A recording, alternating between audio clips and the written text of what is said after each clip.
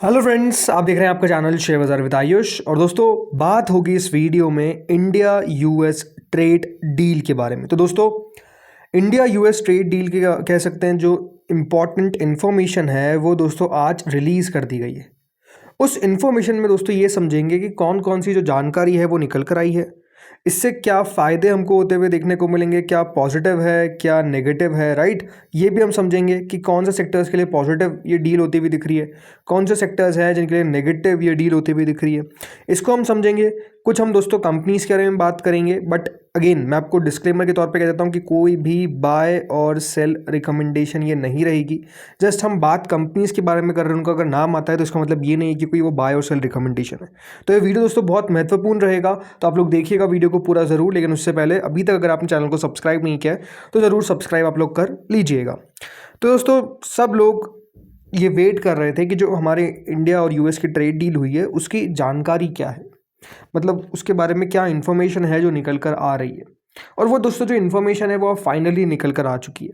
हम ये समझेंगे कि देखिए इसका इम्पैक्ट किस तरीके के मार्केट्स पे होता हुआ दिखेगा, क्योंकि आप समझ सकते हैं पिछले हफ्ते मार्केट्स में शानदार तेज़ी देखने को मिली और उस तेज़ी का जो सारा कारण है वो दोस्तों इंडिया और यूएस की ट्रेड डील है, राइट। तो चलिए शुरुआत करते हैं। सबसे पहले जो ट्रेड डील होती हुई दिखी है उसके कुछ इंपॉर्टेंट पॉइंट्स क्या है, क्या वो पॉइंट्स है जो सबसे पहले आपको समझ में आने चाहिए जो इस पूरे ट्रेड डील के अंदर हुए हैं। तो शुरुआत दोस्तों करते हैं सबसे पहले तो टैरिफ रिडक्शन से। देखिए सबसे पहली जो सबसे अच्छी बात हुई है, ज़रूरी बात हुई है, वो है टैरिफ को रिड्यूस कर दिया गया है। पहली बात ध्यान रखिएगा, हमारे ऊपर 50% टैरिफ्स थे, अब उसको घटाकर कितना कर दिया गया है, 18%। तो हमने काफ़ी बड़ा कह सकते हैं टैरिफ में रिडक्शन देखा, बिकॉज बड़ा टैरिफ भी लगा हुआ था, 50% लगा हुआ था।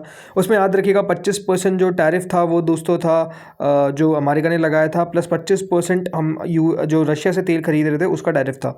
तो टोटल दोस्तों अब याद रखिएगा टैरिफ जो है वो 18% हो चुका है। कुछ जगह पे जीरो ड्यूटी भी एक्सेस मिलेगा, वो भी हम अभी आगे बात करेंगे। दूसरा, रेसिप्रोकल एक्सेस। इंडिया ने ये एग्री कर दिया है कि देखिए वो कट करेगा duties on US industrial machinery, tech और specific agriculture goods.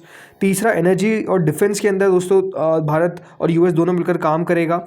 Strategic pivot, मतलब इसमें की जियोपॉलिटिकल विन है जिसमें इंडिया रिपोर्टेडली यहाँ पर एग्री किया है कि वो पिवट अवे कर देगा फ्रॉम रशियन ऑयल। अब इसके ऊपर हम देखिए बहुत डिटेल में बात करेंगे, बट आपको मैं इंपॉर्टेंट पॉइंट जो है वो बताते जा रहा हूँ। इसके अलावा कुछ प्रोटेक्टेड सेक्टर्स है, ये बात ध्यान रखिएगा बहुत ज़्यादा। इसी पे बात चल रही थी कि इंडिया ने क्या अपना एग्रीकल्चर पूरी तरीके से अमेरिका के लिए खोल दिया है, क्योंकि एक बात ध्यान रखिए हम एक एग्रो बेस्ड इकोनॉमी है, राइट। एग्रीकल्चर अपने आप में बहुत इंपॉर्टेंट फैक्टर है इंडिया का, सबसे ज़्यादा लोग देखिए एग्रीकल्चर में एम्प्लॉयड है। तो अगर एग्रीकल्चर सेक्टर में अमेरिका का इंटरफियरेंस या फिर आप कह सकते हैं अमेरिका की एंट्री हो जाती तो ये बहुत बड़ा नेगेटिव हो जाता फॉर इंडियन फार्मर्स। और इसलिए कह सकते हैं ये बहुत सेंसिटिव टॉपिक भी है, क्योंकि इससे आप समझ सकते हैं गवर्नमेंट भी काफ़ी हिल जाती है कि अगर एग्रीकल्चर के अंदर अगर ऐसा कुछ नई चीज़ सरकार ने कर दी तो पता ही है कि वो सरकार के लिए भी अच्छा नहीं होगा। एंड डेफिनेटली जो एग्रीकल्चर हमारे देश में लोग करते हैं, फार्मिंग जो इतने ज़्यादा बड़े पैमाने पे होती है, उन लोगों के लिए भी अच्छी बात नहीं है। इसके अलावा लेबर बूस्ट मिलेगा। ये डील जो है ये बताया गया कि लेबर इंटेंसिव एक्सपोर्ट्स के लिए भी अच्छी रहेगी, जिसमें टेक्सटाइल्स और लेदर्स की बात हुई है। तो ये तो देखिए हमने कुछ ज़रूरी पॉइंट समझे हैं, लेकिन अब इसको दोस्तों डिटेल में समझते हैं कि सही में पॉजिटिव क्या है और सही में नेगेटिव क्या है। क्योंकि हमेशा समझिए कोई भी डील होगी तो उसके दो पहलू तो होंगे, एक पॉजिटिव होगा एक नेगेटिव होगा। अब हमेशा एक बात ध्यान रखिए, डील होती तो कोशिश है कि विन विन हो, लेकिन कुछ ना कुछ तो देखिए दोनों को खोना पड़ता है, कुछ दोनों को कुछ चीज़ पाई जाती है, कुछ चीज़ खोई जाती है। तो इसीलिए पॉजिटिव नेगेटिव दोनों होते हैं। शुरुआत देखिए हम पहले पॉजिटिव से करते हैं कि पॉजिटिव क्या है इस डील का, जो 18% टैरिफ हम पे लगा है। क्योंकि ये बात तो है ही कि हम हमारे पे टैरिफ तो अभी भी 18% तो रहेगा ही, लेकिन उस 18% से भी कह सकते हैं कि कुछ तो फायदा होता हुआ देखिएगा 50% से। तो चलिए शुरुआत करते हैं, टॉप बेनिफिशियरी सेक्टर्स और कंपनीज कौन सी हो सकती है। तो पहला जो सबसे दोस्तों बेनिफिशियरी सेक्टर है वो याद रखिए टेक्सटाइल्स और अपैरल्स है, no doubt in it. Highest beneficiary याद रखिएगा यही रहेगा, क्योंकि यूएस अकाउंट करता है इनके लिए 28 से 32% ऑफ एक्सपोर्ट्स। टेक्सटाइल और अपैरल्स याद रखिएगा वो सेक्टर था जो सबसे ज़्यादा पिटा था, लेकिन अब जब से देखेंगे ट्रेड डील हुई है तब से ये जो कंपनीज है लाइक गोकुलदास एक्सपोर्ट्स, इंडो काउंट, काइटेक्स गारमेंट्स, विल्सन लिविंग, पर्ल ग्लोबल, राइट, ये सब बढ़ गए। रीजन बीइंग बिकॉज उनको पता है कि हमारा जो सबसे बड़ा मार्केट है अगर वो हमसे छिन रहा था वो अगर वापस से हमको मिलेगा तो नो डाउट इन कंपनीज को फायदा होगा। लो टैरिफ बूस्ट से होगा क्या, जो competitive as against rivals like China, right, वो अपने आप में बना रहेगा। पहले जब 50% टैरिफ दोस्तों हो गया था तो आपको पता ही था सीधा सीधा जो फ़ायदा था, जो कंपटीशन का आप कह सकते हैं यहाँ पर पैमाना था, वही बदल गया था, राइट। कॉम्पीट नहीं कर पाएंगे ना, ऑब्वियस ही बात है। अगर आप 50% टैरिफ झेल रहे हैं तो आप किस तरीके से कम्पीट करेंगे अगेंस्ट अदर नेशंस, राइट। लेकिन आप कह सकते हैं क्योंकि टैरिफ यहाँ पर कह सकते हैं कम हो गया यहाँ पर, तो नो डाउट सबसे अच्छा फ़ायदा इनको होता हुआ दिखेगा। दूसरा दोस्तों आता है फार्मा सेक्टर। जी हाँ, यहाँ पर आप कह सकते हैं बहुत बढ़िया खबर निकल कर आई है, जीरो ड्यूटी लगेगी दोस्तों ऑन जेनेरिक मेडिसिन। जी हाँ, ये साफ कर दिया गया कि जेनेरिक मेडिसिन पे कोई भी ड्यूटी अमेरिका नहीं लगाएगा, क्योंकि अमेरिका को पता है कि उनको जेनेरिक मेडिसिन की काफ़ी नीड है, और अगर टैरिफ लगा देगा तो और वहाँ पे जो ड्रग प्राइजेस है वो बढ़ जाएगी। तो इसलिए यहाँ पर आप कह सकते हैं कि फ़ायदा मिल चुका है कि जीरो ड्यूटी लगेगी।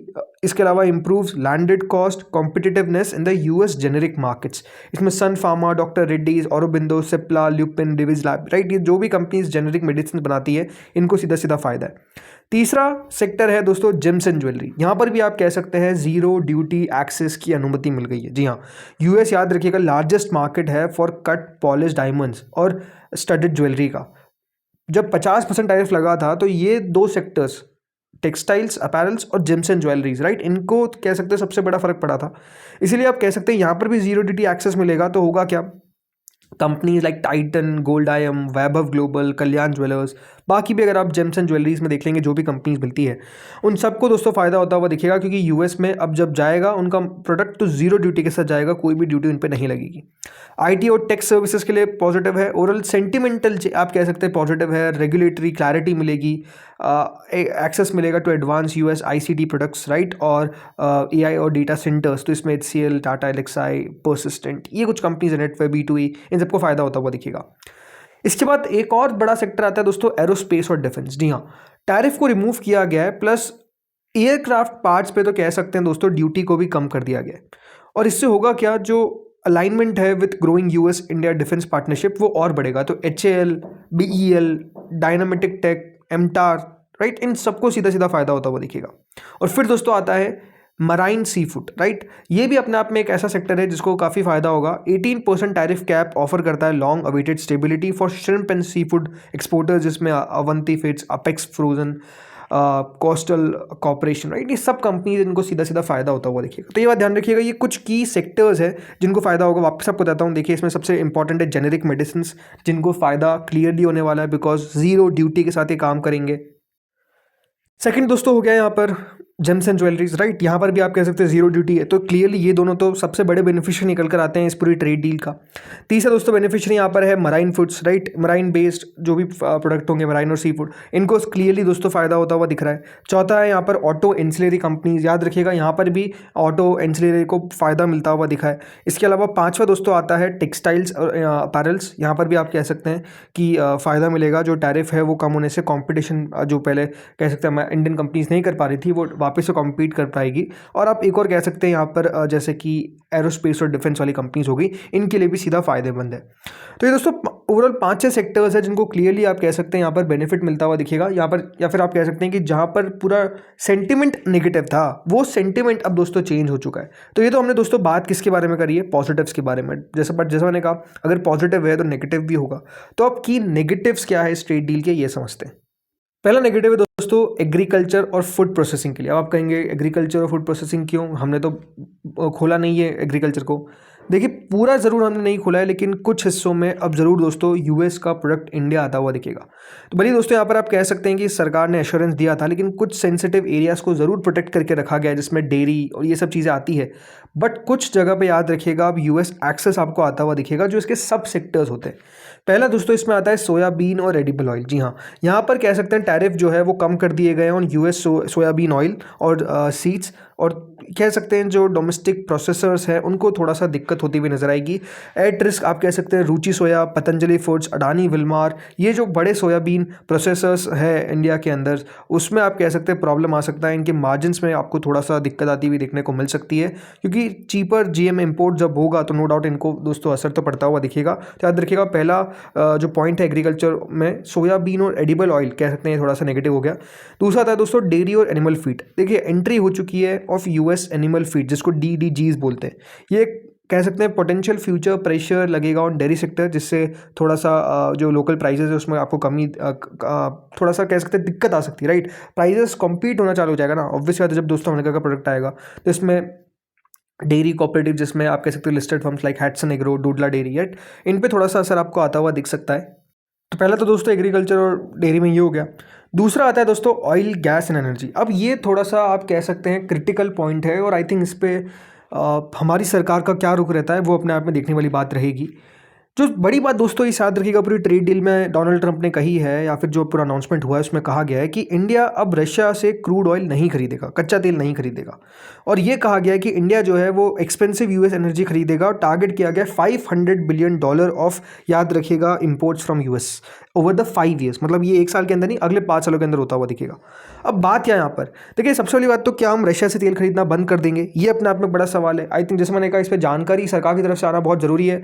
और यूएस ने साफ कहा है कि अगर इंडिया ने रशिया का तेल खरीदा तो हम फिर से टैरिफ लगा देंगे। तो ये बात ध्यान रखिएगा, वो जो टैरिफ का थ्रेट है ना, वो अभी भी गया नहीं है, क्योंकि साफ कहा गया है कि अगर रशिया का तेल इंडिया ने खरीदने की कोशिश करी तो इंडिया पे लगेगा क्या, टैरिफ। और क्या इंडिया रशिया से तेल बिल्कुल भी नहीं खरीदेगा? क्या ऐसा हो सकता है? बिकॉज रशिया इंडिया का लॉन्ग स्टैंडिंग पार्टनर है, राइट। तो इंडिया क्या ऐसा कर सकता है, ये अपने आप में देखिए एक बड़ा क्वेश्चन है जो निकल कर आता है।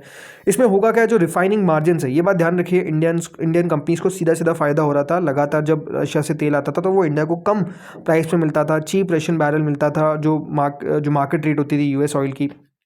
तो उससे होगा क्या, companies like IOC, BPCL, HCL, Reliance, right, इन पे आपको थोड़ा सा फोकस करना पड़ेगा मंडे को, बिकॉज हो सकता है कि इन पर आपको असर आता हुआ दिखे, क्योंकि हम कच्चा तेल जो सस्ते में खरीद पा रहे थे वो सस्ते में नहीं खरीद पाएंगे। तीसरा है दोस्तों मैन्युफैक्चरर और एमएसएमईज के लिए। अब ये जो डील है, याद रखिएगा, जो रेसिप्रोकल टैरिफ रिडक्शन आता हुआ दिखने को मिला है, इसका मतलब ये है कि इंडिया को भी अपने टैरिफ्स को कम करना पड़ेगा, बल्कि कई जगह पर तो कहा गया कि जीरो कर देगा इंडिया टैरिफ।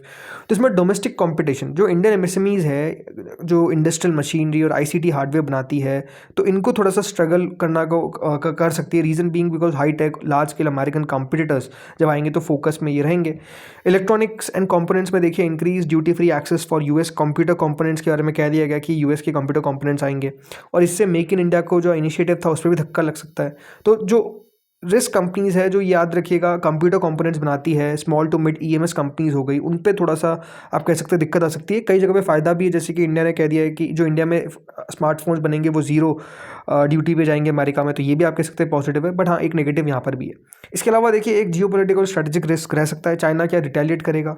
क्या चाइना यहाँ पर कुछ चेंजेस कर सकता है? क्या ऑटो कंपनीज के लिए कुछ दिक्कत आ सकती है? मतलब आप समझ सकते हैं कि जो इंडिया का जो रिलेशन रहेगा यूएस के साथ, तो उससे क्या ओवरऑल चाइना के कंपनीज पे खतरा आ सकता है, राइट। क्या China+1 की जो स्ट्रैटेजी है वो और तेज़ी से बढ़ सकती है?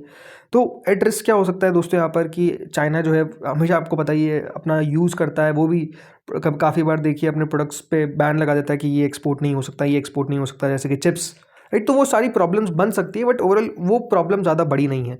आई थिंक अब आप कह सकते हैं दोस्तों यहाँ पर ओवरऑल जो सेक्टर्स नेगेटिव हो गए, राइट, उसमें हमने बात कर ली है कि James and jewelleries, sorry, soybean और जो एडिबल ऑयल हो गया, ये अपने आप में थोड़ी सी चिंता वाली बात हो सकती है इनके लिए कि किस तरीके से इम्पैक्ट आता है। एग्रीकल्चर में थोड़ा सा दिक्कत हो सकता है, राइट। तो मेजरली आप कह सकते हैं कि इतना नेगेटिव नहीं है। हाँ, ये कह सकते हैं, काफ़ी लोग कहेंगे ये जीरो, पहले तो हमारे ऊपर 2-3% का टैरिफ था, 18% का हो चुका है। तो ये बात ध्यान रखिए, दुनिया बदल चुकी है, पहले वाला ज़माना नहीं रहा। अमेरिका जो चाहता है वो करता है, और वो कर रहा है। 18% अच्छा टैरिफ, अभी आप कह सकते हैं कि 18% को हम अच्छा क्यों कह रहे हैं? रीज़न बीइंग, जो हमारे बाकी के देश है, राइट, उन पे तो हमसे टैरिफ ज़्यादा है ना, तो आप समझिए कम टैरिफ लगना ही अपने आप में अच्छी बात है। तो ये अपने आप में दोस्तों मार्केट्स देखेगा।